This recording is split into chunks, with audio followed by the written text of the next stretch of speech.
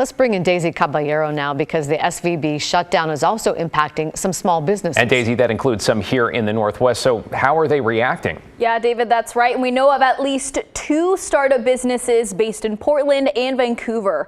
Over the weekend, both have actually announced online sales on their merchandise to help make ends meet, while their funds at Silicon Valley Bank are still in limbo. It was a real shock.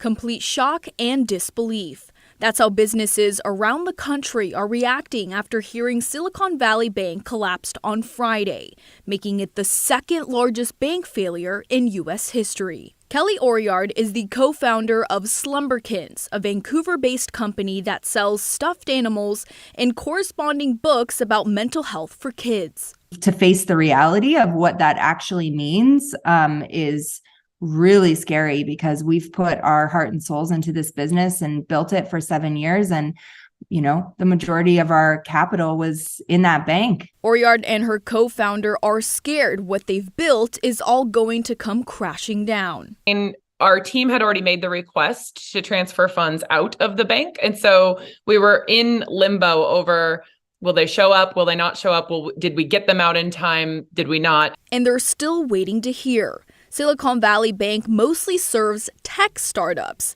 but also small business startups like Slumberkins and a Kids Co., a Portland-based children's book company. SVB also helped fund operations for about 10 to 20% of Washington wineries and some small producers in Oregon.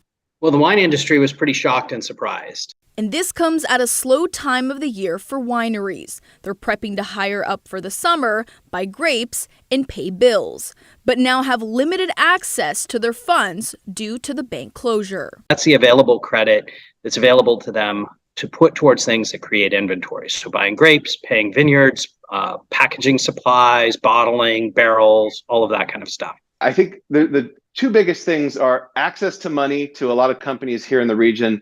And second is just uncertainty about what does the future hold. And uncertainty makes people risk averse and buckle down. And that has implications for everybody here.